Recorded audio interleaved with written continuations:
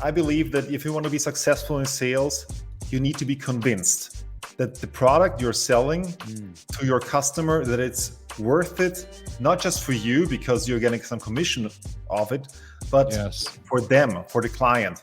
And I can tell you, when I was convinced that this was something great for my client, I was incredible.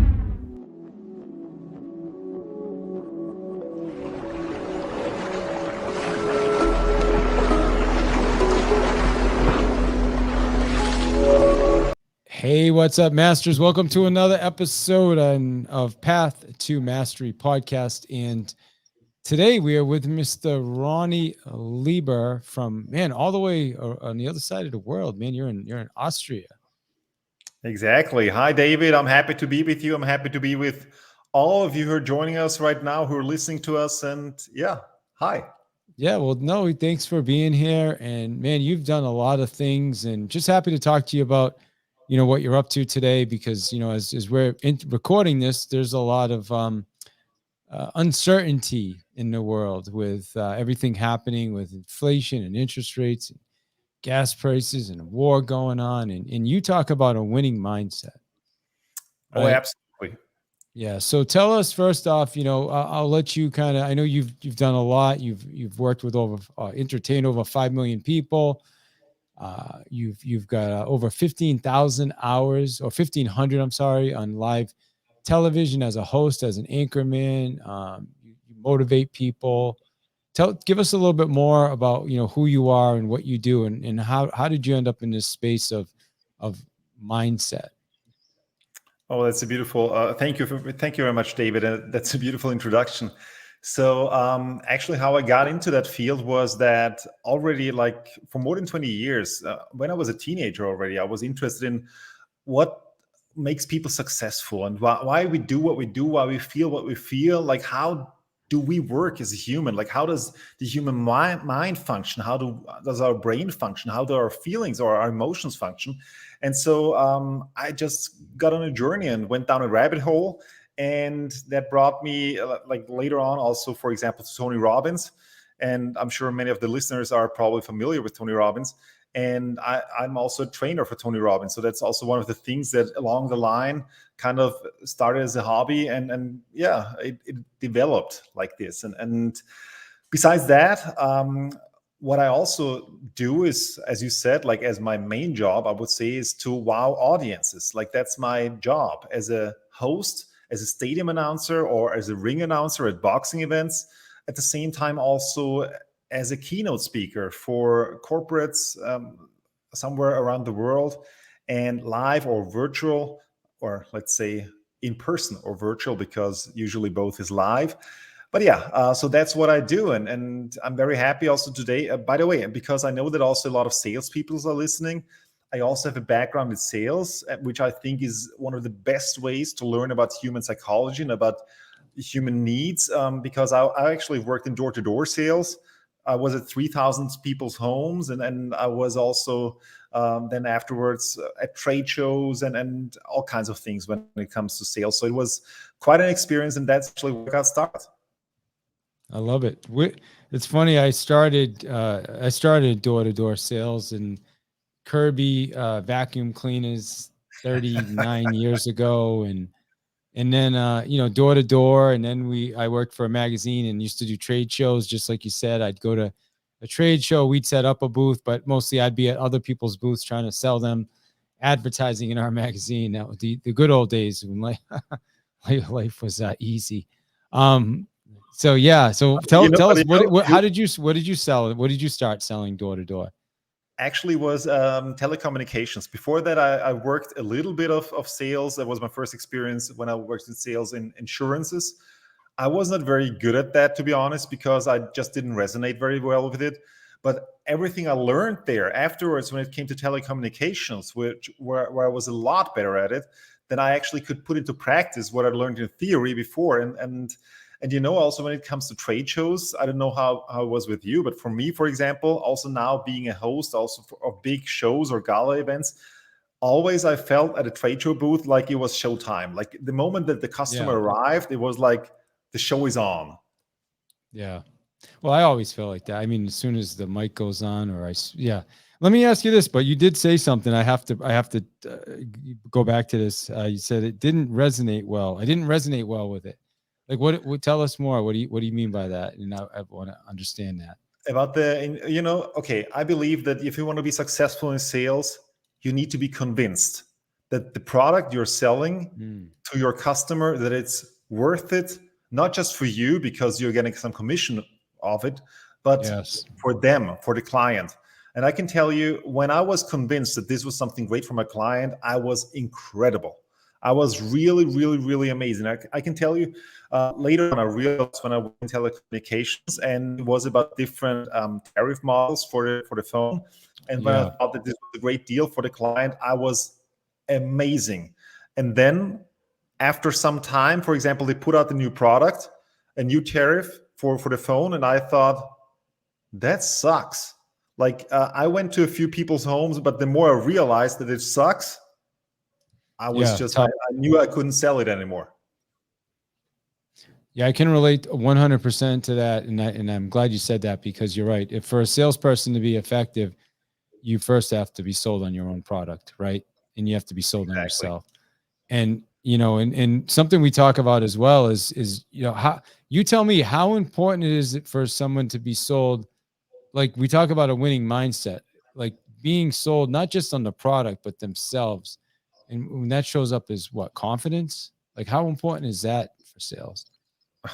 It's huge. I can tell you that in any communication that you're gonna have between two people, or even between more people, the person who shows the most certainty is gonna win. So if you're the most certain in that conversation, you're gonna go out as a winner, because somebody's gonna make the sale, either you or the person that you're trying to make the sale to. Like either they're going to sell you on the idea that they don't need it or that it's not for them, or you're going to sell them the idea that it's great for them. And the question is, who is most certain about what is the right choice right now? And I'm not talking about forcing it to somebody. I'm talking about really showing up with certainty. And the best salespeople in the world, they just show up with the confidence that it would be outrageous not to do it. Like this is the greatest thing. Like I can tell you a story about that when I was in door-to-door sales. And I mean, you know how it is in door-to-door sales. You ring a doorbell and basically somebody opens up. You have no idea who opens up. And in that moment, that it might happen that the other person actually looks at you and like, oh, no, we're not buying anything. Like before you even started something. Yeah. And I can remember when I had that, I looked at them without saying anything. I said, actually, what do you mean? Like I looked at them like they're from the moon. Like this is the most outrageous or stupid thing that they just said. And then they were like, they started to think, and they then were like, oh, wait a minute, like what did I just? Maybe it's not like I thought it was. And then they were like, who are you again? And then basically I started again, and they were like, all right, yeah, come in. So it was like, it's really funny. It's kind of like Jedi mind tricks in a way as well, but it's working.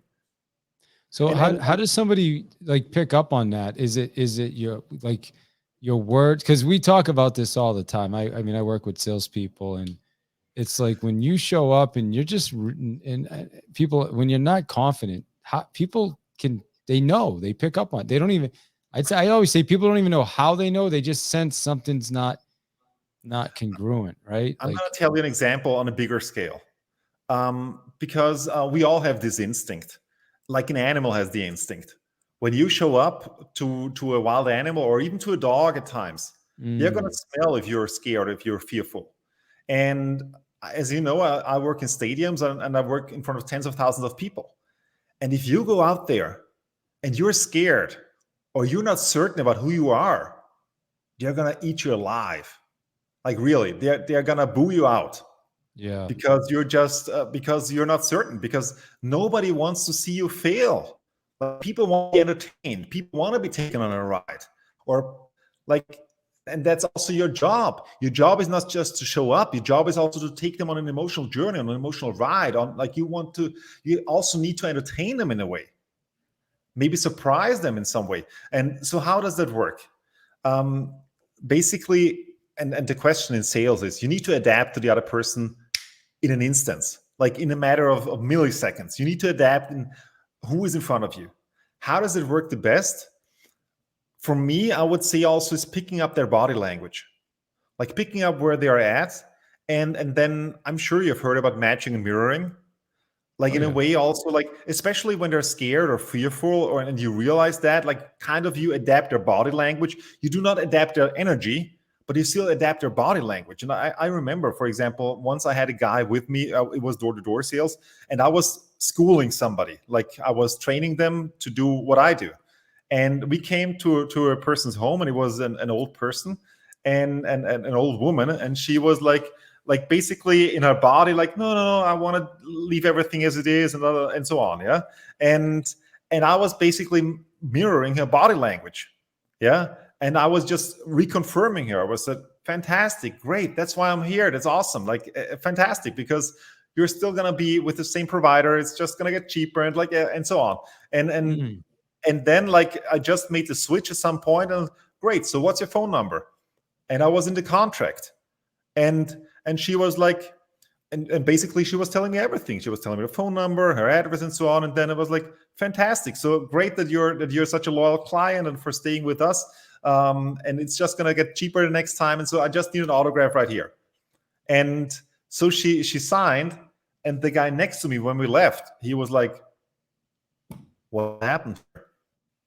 Like I have no idea how did that work? She was saying the whole time no, and she was happy and willing to sign. So I want to switch gears, and I want to come back to this. I mean, you also told me before we started recording you had a chance to meet with Tom Brady. Did you interview Tom Brady? You met with, like, what did that look like? Yes, I did. Tell us about that. One more thing about about the winning mindset, because I actually didn't talk about a winning mindset, what that means. Yeah, like, all right. let me first talk about. I believe that in every situation you got three choices to make. The first choice that you can make, or that you gotta do, is what do you focus on? Like in any situation, there are a million things that you can focus on. It can be something that you see. It can be something that you feel, something that you hear. It can be something you can focus on, your heartbeat. You can focus on what somebody's saying to you. You can focus on a memory. You can focus on something that you imagine in the future. So in every situation, you can decide consciously what to focus on. That's number one. Number two is you also can decide consciously, what does that mean? So you, because of what you focus on, can give it a meaning actively. Because we all might have the same situation. For example, we all might have, I mean, all of us kind of probably, or who has been alive or old enough to have been alive at 9/11 knows where they were. Yeah. And we had kind of an experience.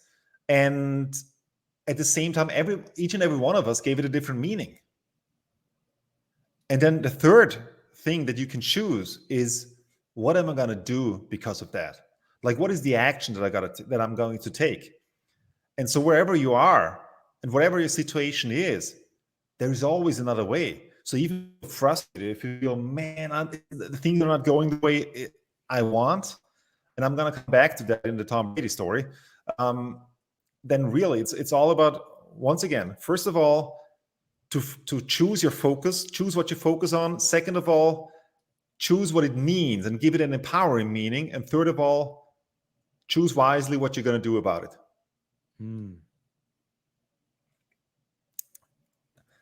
Yeah, no, I love it. So focus, what does it mean? And then what am I going to do? So you're taking action.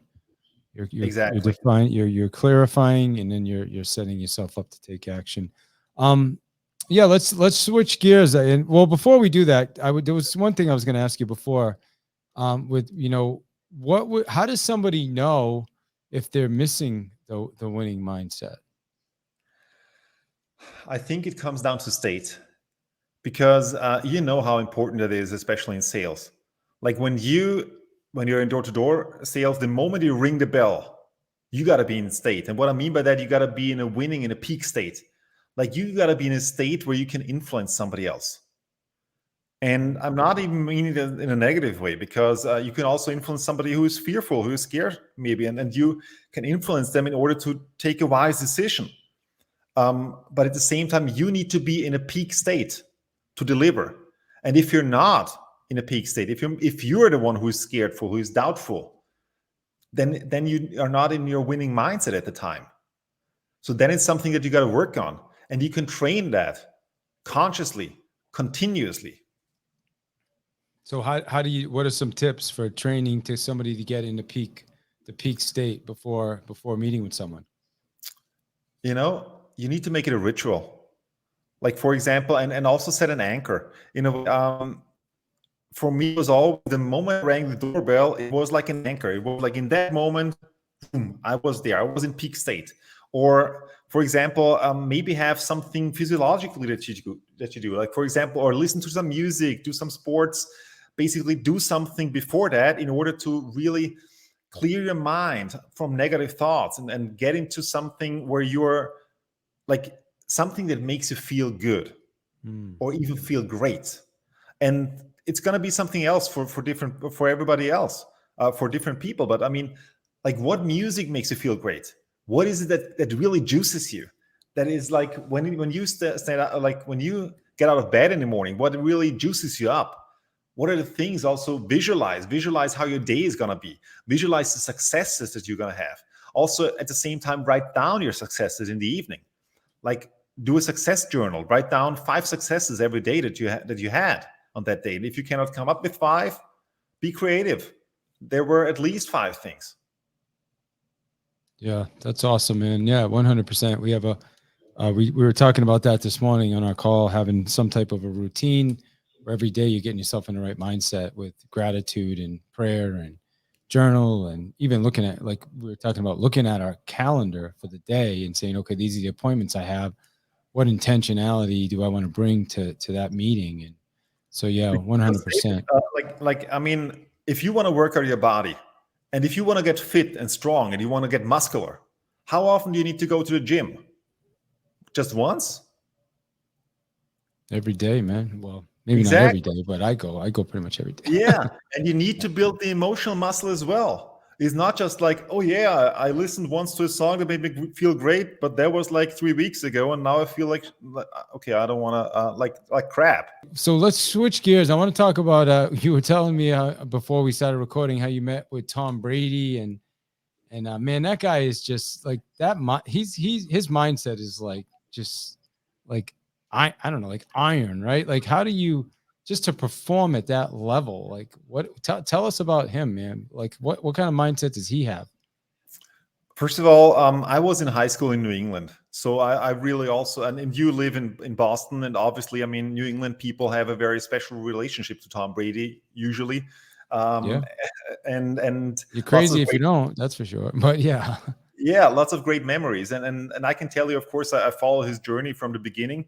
And for me, it was very, very special to meet him. I met him after a game from New England against the Houston Texans. It was in Houston.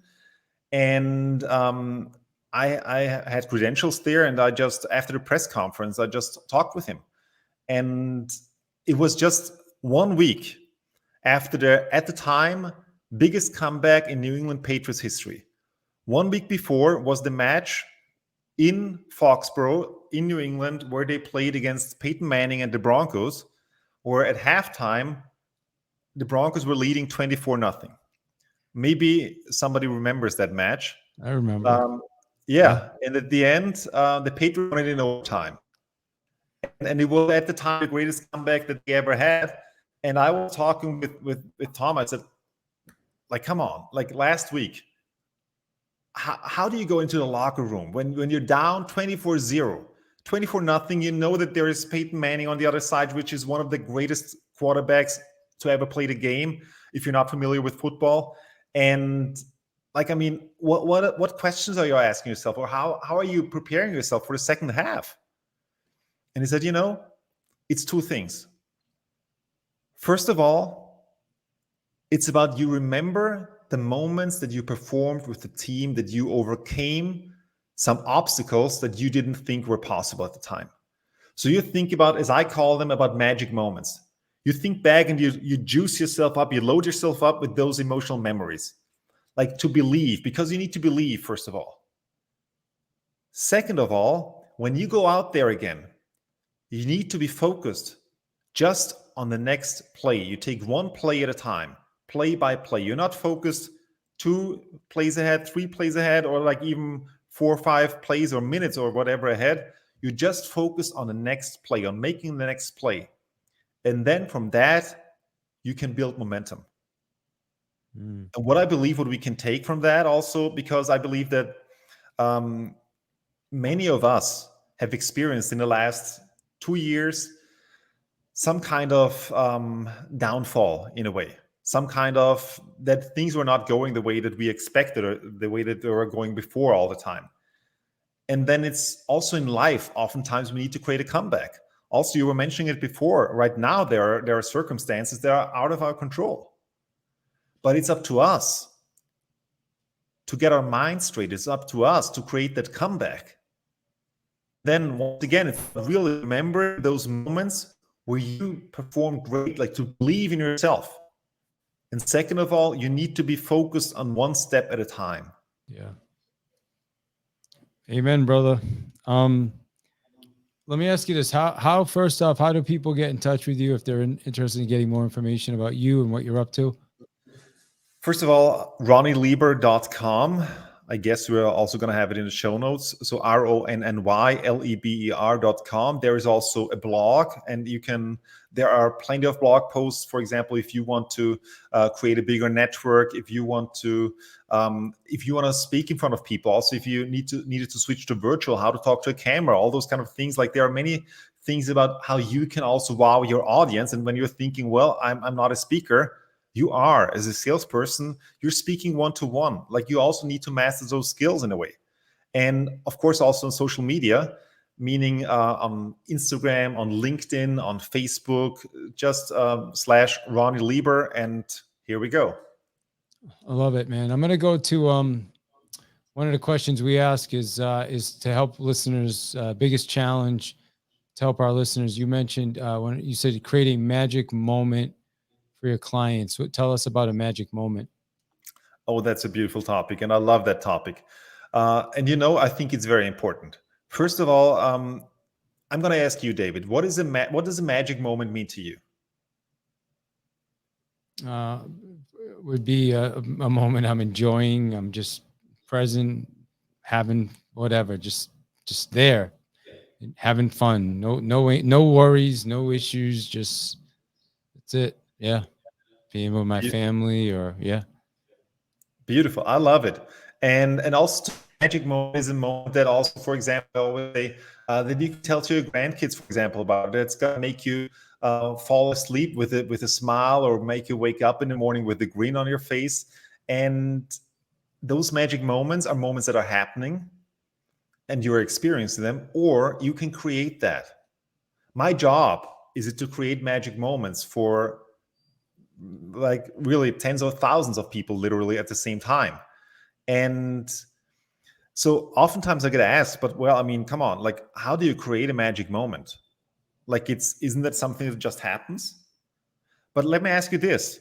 I'm going to give you an example of a consciously created magic moments. I don't know. Are you married, David? Oh yeah. Yeah, and to everybody out there, when you're getting married, and oftentimes, especially as a man, like what happens before you get married? What happens before I get married? I don't. Like you need to ask a question. You need to propose. Oh yeah, of course, yeah. And do you remember your proposal? I do. Who doesn't? And usually, oftentimes, it's the man who's doing it, but obviously, I mean, it can be a woman. And you are thinking about proposing to somebody, obviously you're going to ask some questions. I mean, the first question is going to be, who am I going to ask? But that usually is already very obvious at the time. But then you're going to ask some things like to yourself, like, well, what does, if it's a woman, like, what does she like? Like, what does the light have to be? Should I make it in private? Should I make it in public? What is the sun gonna be? Where I'm gonna do I want to have some music there, and so on? Like, you're gonna ask yourself all those kind of questions to make it special, to make it as, because you know this is gonna be a moment that you're gonna forever, that you're gonna remember all your life, and you're consciously creating it. And exactly that is something that you can also think about when you're creating magic moments for your clients. Like, what is going to be, or for your coworkers, what could be a magic moment process that you could integrate into your business? What could be some memories that you can create in your business or also for your clients? Yeah. No, I love the thought, man. That's awesome. It's so true too. When I proposed to my wife, I thought about how to do it and the whole thing, and yeah, it was cool. So, well, listen, man, I appreciate you being here. You know, the podcast is called Path to Mastery. So, final question is just what does Path to Mastery mean to you? Path to Mastery means to me being the best version of yourself that you can be. Not being somebody else, but being you. Like, also, it's also the journey to your own greatness. Well, Ronny, I appreciate you being here, man. For you guys listening, check out Ronny at Ronny Leber, LEBER.com. And he's always up to really good things. So make sure you check out his site. And appreciate you, sir. Thank you for being here with us today. Thank you very much, and hope you enjoyed it, everybody. Have a great day.